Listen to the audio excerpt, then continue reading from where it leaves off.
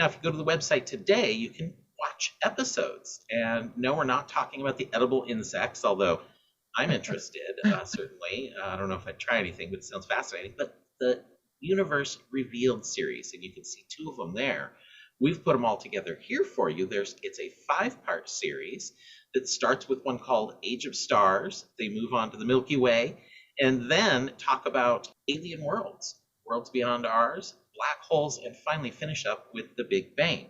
And tonight, we are lucky to have two of the astronomers, two of the astrophysicists that were involved in the making of this program. So welcome to the program tonight, Dr. Dressing, as I'm making it, already stumbling over my words, and Basri, but I'm Gabor, and Courtney, I hope, is okay, and you can call me David. But it's exciting to talk to you both tonight. So first of all, how did you get involved with the program? Did you just get a phone call or an email? How do things like that happen to you? I got an email. This was during the middle of COVID, so the idea of going out and seeing strangers in person was a little bit shocking. And if you watch it, you'll tell that it was COVID because my hair looks terrible. Hadn't had it cut in a long time, but it was really fun. They were doing a series about planets and stars, and I like planets a lot, so I was excited to talk with them. And they followed very safe protocol during the filming, so I felt comfortable doing that. Well, that's excellent. And Gabor, how about yourself?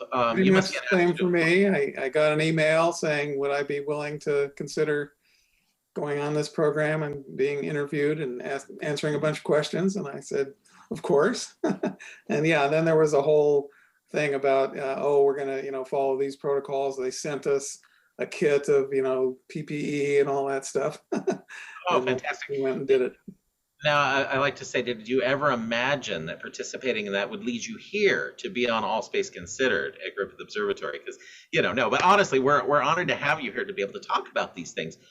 To both of you, what was the most exciting, maybe start with you, Gabor, what was the most exciting bit of research that you saw, astrophysics, that was being brought to the public through this new series? I didn't actually appreciate that they were going to be posing it in terms of the age of stars. That's a very big concept, and I like that they presented it that way.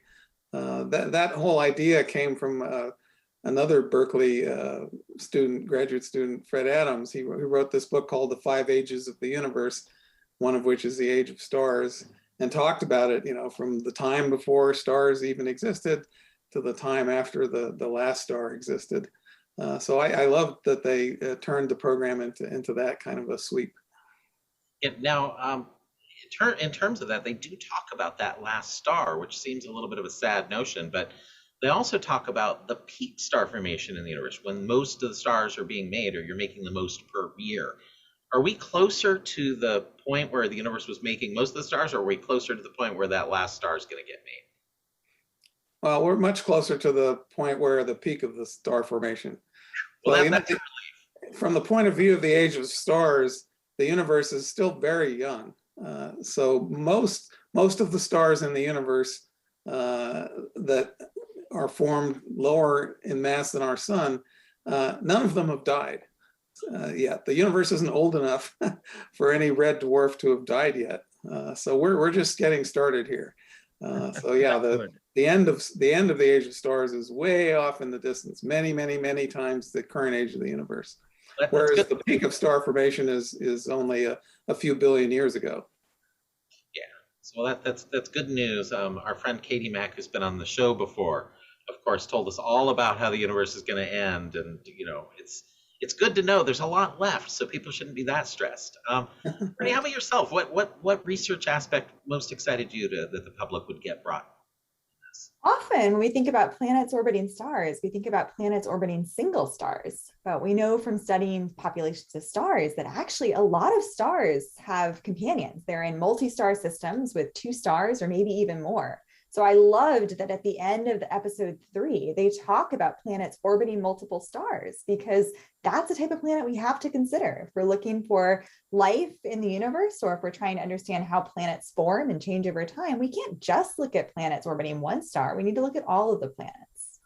Yeah, it's I know for some arrangements you're going to have stability issues and planets are going to get tossed out, but for certain arrangements, I know it's completely fine that you can have very stable orbits for long periods of time. But Have we found Tatooine yet, though? That's the one everybody wants, is Luke's planet. Of course, has the famous shot with the two suns rising. So, George Lucas and Star Wars got us all excited about that notion way back then. But are there any that are potentially habitable, I guess is really what I'm asking.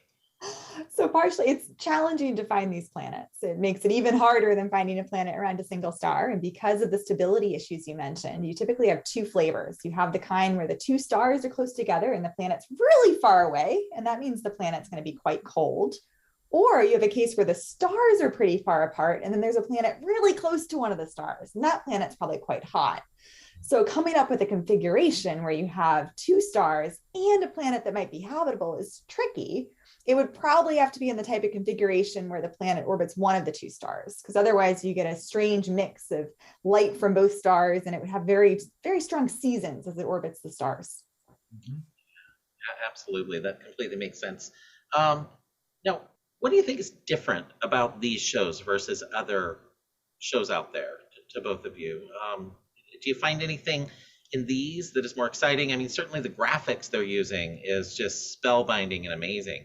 But what to you tells you that people ought to watch this, I guess, to get the public excited about this?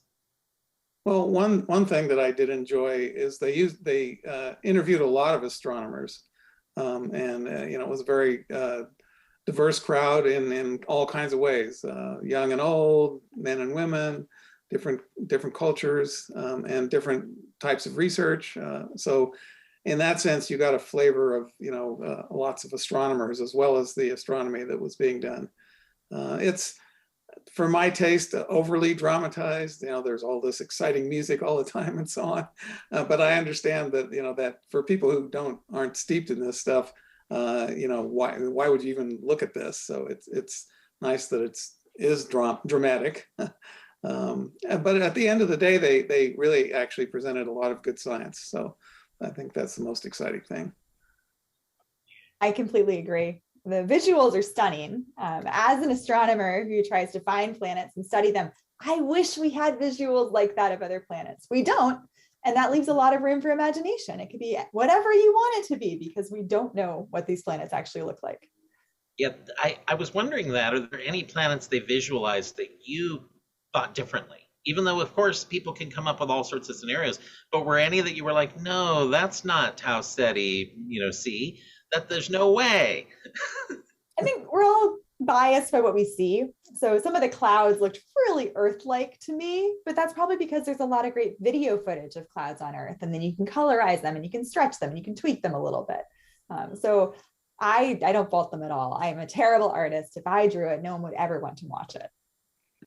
Well, I think the big lesson that we've learned in our study of exoplanets so far is nature's imagination is far better than ours. So whatever we came up with, it's probably different, and it might be really different, and we haven't thought of it yet. That's kind of been our constant humiliation as we learn things. Is like, oh gosh, didn't think of that, but nature did. Yeah, that's completely the case. In fact, Patrick, to call you into this conversation here, that background behind you is thought you made that up. That's fake, right? Yes, that is computer generated. Yeah. So, but Patrick, you like to make views from within these exoplanets and scenes with things like molten rain falling. Chris, you do as well. We have two folks that are animators as well in the room and have made these places. So sometimes Chris will say, you need to take a look at this exoplanet I've made. We have to work it into our new school program. So I know what you mean. We're in this amazing age where our imaginations can run wild about this, but we're all really hoping to find, of course, life around another planet, around an exoplanet, somewhere else. What are your top candidates, both of you? Because I know you both work in this sort of field. Gabor, you're working with the stars and seeing how they influence it, but what do you think what's your favorite candidate out there? Well, the Kepler mission, which found a lot of those planets you were counting up, was intended to try to find true Earth analogs. That is to say, Earth-sized planets around sun-sized stars at Earth orbit-sized orbits. We didn't really find any of those. They were right at the limit of the ability of Kepler to find something. like that. So the fact that we didn't find any does not in any way mean they aren't out there. We just didn't find them. And so most of the planets that were found in the so-called habitable zone are around smaller stars, and they have smaller orbits, but they receive the same energy on the surface that the Earth does. And so those are my favorite candidates, but we are really not sure at the moment whether red dwarf habitable planets are actually habitable. And there's a whole bunch of questions about them. But that, that's what makes research interesting. So I think over the next decade or two, we may be able to settle that question because it's probably true that most of the Earth-sized planets in habitable zones are orbiting red dwarf stars. But whether that's the main site of life or not, that's unknown at the moment. In fact, I think the image behind you is demonstrating that, although right behind you, it looks like there's probably a flare going off. And that let's see. There it is. Oh, I've been hiding it. Okay. That poor planet is just going to get hammered by that, and that could be really bad for life. So here's one thing about those planets. That planet is close enough to that star that it is tidally locked to the star, like our moon is to us. And so the side of the planet that's getting hammered there keeps getting hammered, sure enough. The backside of the planet, though, never gets hammered. It has no idea there's a star there, even, basically. And so, you can ask yourself, one of the things people worried about early on about a planet like that is, it's going to be awfully cold on the backside with no star ever shining. Is the atmosphere going to actually freeze out there? And of course, if it freezes out there, then more atmosphere will come back around to replace it, and it'll freeze out. And pretty soon you'll have the whole atmosphere of the planet piled up as an ice layer on the backside. It turns out, though, that if you have enough of an atmosphere, even like the Earth's, it brings enough heat around to the back that doesn't happen. So you can imagine life on the backside of that planet. It has to be very cold, cold adapted life, but it could be, say, under an ice shell back there. There could be volcanic vents. The bottom of the ice could be melted. We can get into a Europa type situation. So I'm not willing to write these planets off, but they're not like Earth. That I will be happy to admit. Yeah. Courtney, what about yourself? This is the field you work in. First of all, what excites you about exoplanets, and why do you study them? And is there one that you think is your favorite candidate for us to? Well, as a kid, I loved science fiction. So I was always interested in the idea of trying to find life on other planets. And I feel very fortunate that I happen to be an astronomer at a time where that's actually something I can say to my colleagues and they won't laugh at me, because now we have these planets and we're getting the ability to look for life on them. We have a big report from astrophysics saying that, yes, that's the direction we should go for the next 10 to 20 years. It's not science fiction anymore. For me, there are a couple systems that are intriguing. There's one orbiting a little red dwarf star called TRAPPIST-1. It has multiple transiting planets, and there's some that might be too hot, others that might be too cold, and a couple that might be just right. But we don't know yet. We need to really understand the properties of these planets. We need to know their atmospheres. We need to know how much they weigh. We need to know what they're made out of. And by having multiple planets that are contenders in the same system, we can compare them one after another. And then we can try to explain them without life and see if we can do that. And if we can't, that's probably a sign that maybe there's life on one of those planets. Hopefully, with the James Webb Space Telescope, which is launching in December, so just about a month away, we'll get observations of these planets that will show some signs of what's in their atmospheres. It might not be enough. We might discover that, there's still uncertainty. But then we'll keep looking, we'll keep going, we'll look at more planets, we'll expand our capabilities, we'll look at planets orbiting different types of stars, more sun-like stars, and then we can build a comprehensive picture.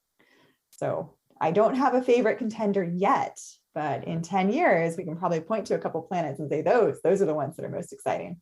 I can only imagine if we were talking 10 years from now, what our conversation would be like on this subject. Oh, how I wish I knew. Yes. Well, I'll stick around. You'll find out. I plan to. Let's all do the same and mark our calendars. We'll have everybody back and we'll discuss it for sure. But right now, I see people laying down the groundwork to properly think about these answers and these questions, even where a signature of something that maybe life could make isn't good enough. That's the initial detection. If we find, say, methane, if we find oxygen, well, those need to be replenished generally. They're going to go away, but they can be replenished through natural means. So we need to ask the next question of, well, yeah, they might be signs of life, but are there other things that could be making it, and are those conditions present? So I saw it was something like 5 different degrees that were proposed, and I thought, wow, this is really getting intricate here. Are you on board with having that sort of structure behind these announcements so the public knows this is a level 4? We're really excited about it. I think it's important to take this seriously. It's not something that we get to say again and again and again, because then it becomes a boy who cried wolf situation. So I'm very happy that the astrobiology community has been thinking about this so seriously and coming up with combinations of gases that when they coexist are better biosignatures, the indications of life. They've also come up with things that are contraindicators. So if you see a lot of O4, so 4 oxygen atoms together, that's actually a sign that the oxygen signature you see probably is not life. So by doing careful modeling and by looking at everywhere in the solar system, looking at Venus and comparing Venus to Earth, we can get a much better handle on what might be life and what probably isn't. And do you think there's any life in our own solar system? I know there's places that could have liquid water. Mars, we're still looking, but it would be underground. But what are both of your thoughts on that? Do you think one of these days NASA is going to come out with the actual smoking gun if we get the samples back from Perseverance, maybe? You know, what's the... Well, they did once already, you may remember. Yeah, of course. There were these Mars rocks. The Allen Hills meteorite, which there's still some folks that think is controversial. They're not completely convinced, but it's not rock solid, to make a pun. Right. I don't think we know. I think there's certainly a possibility that there's life on other objects in our solar system. And we ought to look, but I wouldn't want to hazard a guess myself, because we really know nothing about exolife right now. We only know about the Earth. Although the Earth life, very simple life, of course, showed up remarkably soon after the Earth cooled down. It almost seemed just boom, it was there. So you wonder, well, was just the stuff Earth was made out of, was that just all the right combinations for that chemistry, the electrochemistry to go? Or we see a lot of these compounds in star forming regions. I think most astronomers, partly because of that, think that it's pretty likely that there's a lot of life out there, at least simple life, but we really just don't know. So, that's guessing, that's not science. Yeah, absolutely. What do you think, Courtney? I would love to find out. I think once we do this experiment, if we find life on Enceladus or Europa or Titan, and then we can go the extra step and see what commonality it has with Earth life, if it's totally different, then that tells us that life can originate more easily. And that suggests that perhaps life is more common on planets orbiting other stars. If it's just like Earth life, then that suggests that there is probably some transfer within our solar system. So that tells us that life can planet hop a little bit more easily. But it doesn't tell us much about whether life would exist on a totally different world. On Earth, we see life pretty much wherever we look for it, but that doesn't tell us that life could have originated in all of those places, just that it can survive there once it gets there. Right. The tardigrades seem to be able to be pretty darn hardy. Sent them to space, and a whole bunch of them, dried them out, sent them to space, a whole bunch of them came back and were revived with water.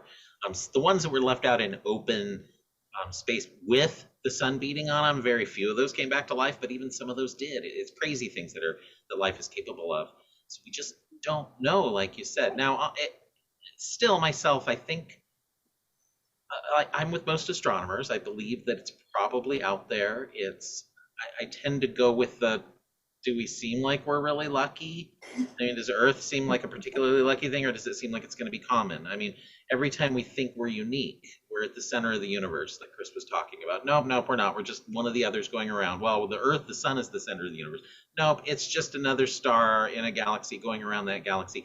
Oh, our galaxy's the center. Nope, we're out in the suburbs of this bigger cluster, the Virgo cluster. We're in this group, even in the local group. We're not even a big, huge cluster. So every time our humanity is thought, this is it, we're the important part, we kind of get our priorities rearranged, and we get put in our place. But I think that's good for us to realize that we're not in a special location, we're not there, but still something special on Earth has happened. We are here to record these events. We are here to understand these events. And that's also a topic in this series, is that life and humanity, although we might feel tiny, we are also the ones that are here being able to understand the universe and learn about it, which is a phenomenal idea. Just that concept alone blew me away. It's one of the reasons I'm an astronomer, is to think we have these capabilities, we need to be using them. And one, to protect our own Earth, I think, is we should be here using these capabilities as we will. Protect the Earth and to understand our place in the universe. So speaking of which, I want to close out our topic with you tonight, a little bit about the Astro 2020 that came out. Now, a lot of folks don't know what this is, but astronomers, we have these surveys called decadal surveys, where we trust some of the finest astronomers to get together, discuss what is important with research and where is it going to go and how should it be done, and recommendations are made to the country, made to the US, how the money in research should be spent. And it was just announced, it just came out. So what are your thoughts on this? Courtney, is it going the right direction? Are you happy with what the survey said? And what did it say? Let's take turns talking about it. And I'll shut up here for a sec. Sure. So I was thrilled to read the full survey. I was on one of the panels, the panel that dealt with exoplanets, astrobiology, and the solar system. Those are lumped together because there's so much synergy between the topics. Our Earth is a planet, just like Saturn is, just like these planets around other stars are. And the stars panel also talked about the fact that the sun is a star. So these interconnections are really important, and that's interwoven throughout the report. The report identifies 3 key areas to focus on for the next 10 years. And it also sets up a funding scheme in which missions are considered and really advanced and looked at carefully before they're promoted to the stage of being developed. So that allows you to plan for longer than a 10-year timeline, which is really important. It's like planning your family budget more carefully. So the 3 themes are worlds and suns in context, which includes looking for signs of life, so the pathways to habitable worlds, new messengers and new physics, which is about really exciting gravitational wave science that you might get a chance to hear about at a future event. And the third is cosmic ecosystems. So understanding what goes on in galaxies, how they form, how the stars are distributed. These are really active areas of research. And the report then discusses how we'll explore these areas. There are 2 main recommendations. From the ground, it's to invest in large telescopes, to have US partnerships so that astronomers anywhere in the US, regardless of whether their school is a partner in this telescope, can use these telescopes. And then also to support mid-scale programs so that facilities are used to do a range of science, not just the biggest telescopes. From space, it's to build a 6-meter telescope that would be capable of directly imaging Earth-like planets around sun-like stars, and also do a variety of galactic and extragalactic astrophysics. So like a supersized Hubble Space Telescope. Well, those are some lofty goals. Gabor, which of those do you find most exciting for your research, or what you'd like to see done? Well, for my research, the suns and habitable worlds area is the most exciting, and they, in particular, they recognize that the question of what are the stars doing to their planets is a very important question if you want to answer the habitability question. So they put some real experiments in there to study that further, and that's kind of what I'm studying these days. So that's personally exciting. But the whole suite of things is amazing. I'm amazed, as Courtney said. I just feel really lucky to be an astronomer in these times. The field has been going like crazy ever since I was a graduate student, which was quite a while ago at this point. It's still going crazy, and the public loves it. So, yeah. Oh, by the way, before I leave, though, I wanted to tell your audience one thing where Nova missed a point. So at the end, but we can still talk about the decadal survey. Yeah, no, absolutely. We'll return to that for sure. I'm excited about the decadal survey for the same reasons you're saying. The topics they've chosen to work on as major research are my topics. I was studying red giant stars in Andromeda to try and figure out how it was put together. We're getting spectra of them with the Keck telescope. Got the first spectra of red giants. We didn't get very many. It was like 29 were in my thesis. But they've gotten tens of thousands now, which is amazing. But to know that the capabilities of our new space telescopes and our new giant telescopes on the ground, we're going to be able to get hundreds of thousands of spectra of probably main sequence stars in Andromeda. We're going to be able to look at a galaxy from an external perspective. Studying the Milky Way is like trying to study the forest from within the forest. It's really difficult. But being able to have Andromeda out there to look at, and maybe even with these big telescopes pushed to probably the Virgo cluster, or probably within our realm to really look at. So I'm thrilled by that notion, the 6-meter telescope in orbit and the giant telescopes on the ground. But the gravitational wave astronomy, that to me feels like it's opening up a whole new way to look at the universe. That image of the cosmic microwave background radiation I showed, the dappled one, everybody, well, that's literally where our sight for regular light hits an opaque wall. We can't see beyond that with regular light or even radio waves, microwaves, it all, boom, hits a wall there. The gravitational waves don't. If we build sensitive enough instruments, we'll peer beyond that into the age where maybe there's primordial black holes merging back there. I don't know, but I'm just thrilled by that notion. And what do you think? Are there going to be those sorts of discoveries? Are we going to have images of these gravitational waves? Like, what's possible? I don't know. I don't know about images, but people may learn about what fluctuations were stuck into space-time way back then, and that can be extremely important in trying to understand inflation, for example, or what was going on really early on. So I think we will be hearing more about what's beyond the wall of the cosmic microwave background. Neutrinos also can come from way back then too. So there are some exciting windows to open up. Inflation, by the way, folks, is a period of time where the universe just expanded incredibly rapidly, much faster than the speed of light. Although, again, nothing's moving faster than the speed of light. It's just space is being created. You can think of it as a little like a phase change the universe went through, and we don't understand it.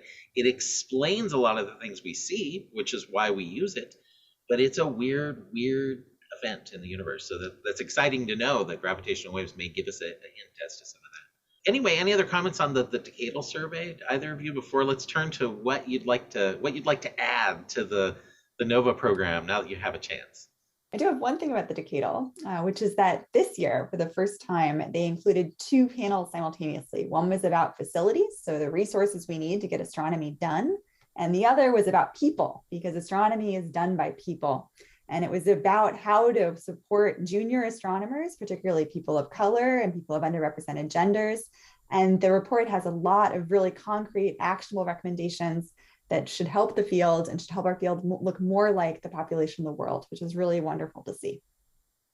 Yeah, I thought that was a step forward as well, and to have some action points for people to embrace, how we don't know what discoveries can be made by folks. I love to say with our school program, we're bringing kids from all over LA virtually to Griffith Observatory right now, thanks to our foundation.